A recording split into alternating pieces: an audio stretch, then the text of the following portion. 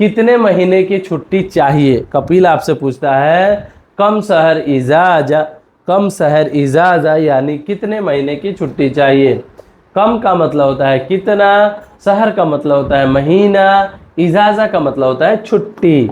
तो कितने महीने की छुट्टी चाहिए आप कैसे बता सकते हैं? तो कम शहर इजाजा यानी कितने महीने की छुट्टी चाहिए। महीना को अरबी में शहर बोलते हैं। दूसरे महीने में जाऊंगा, दूसरे महीने में जाऊंगा उसे अरबी में बोलिएगा तानी शहर रोह। तानी शहर रोह, तानी का मतलब होता है दूसरा, शहर का मतलब होता है महीना, रोह का मतलब होता है जाऊंगा। तो तानी शहर रोह यानी दूसरे महीने में जाऊंगा। दूसरे महीने में जाऊंगा उसे अरबी में तानी शहर रोह बोलेंगे। वापस कब आओगे? कपिल पूछेगा वापस कब आओगे, उसे अरबी में कैसे पूछेगा? मीता इर्जा। मीता इर्जा, मीता का मतलब होता है कब, इर्जा का मतलब होता है वापस, यानी वापस कब आओगे उसे अरबी में मीता इर्जा बोलेगा। मीता इर्जा यानी वापस कब आओगे। तो अपने हिसाब से आप बोल सकते हो 3 महीने में के बाद। 3 महीने के बाद को अरबी में बोलते हैं तलाता शहर बादेन।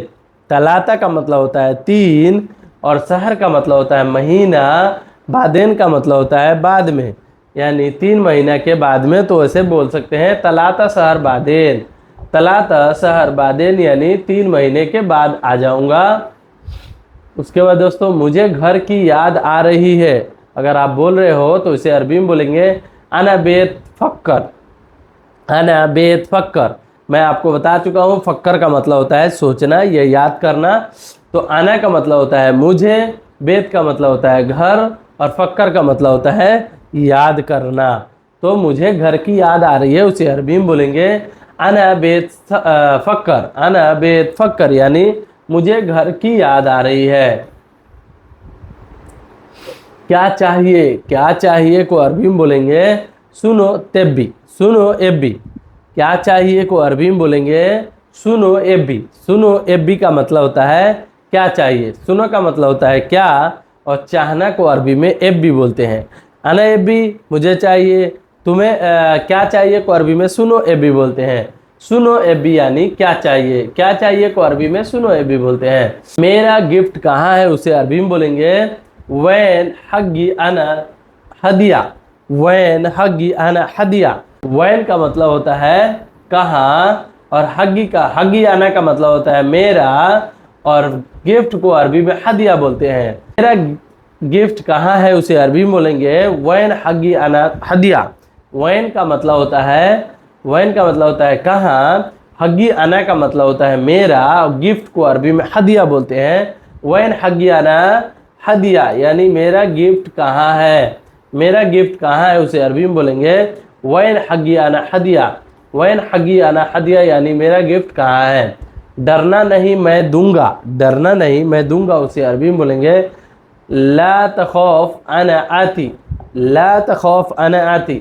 ला तखौफ का मतलब होता है डरना नहीं। लात का मतलब होता है नहीं और खौफ का मतलब होता है डरना।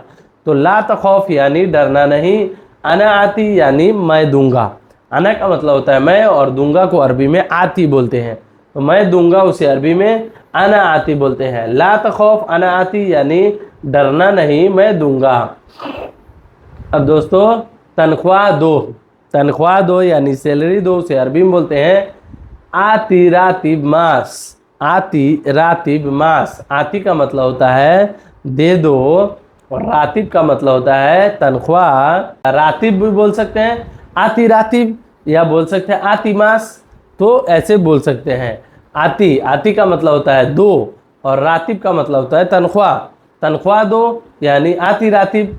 तनख्वाह को यहाँ पे 2 हिस्सों में बांट दिया हूँ, यानी रातिब भी बोलते हैं और मास भी बोला जाता है। तो दोस्तों ये वीडियो आपको जरा से भी नॉलेजफुल लगी हो तो प्लीज़ इस वीडियो को लाइक ज़रूर कर दीजिएगा, और मेरे चैनल पर पहली बार आए तो चैनल को सब्सक्राइब जरूर कर दीजिएगा। चलिए मिलते हैं नेक्स्ट वीडियो में कुछ नए टॉपिक पे बात करते हुए। तब तक के लिए माँ सलामा। माँ सलामा का मतलब होता है बाय बाय।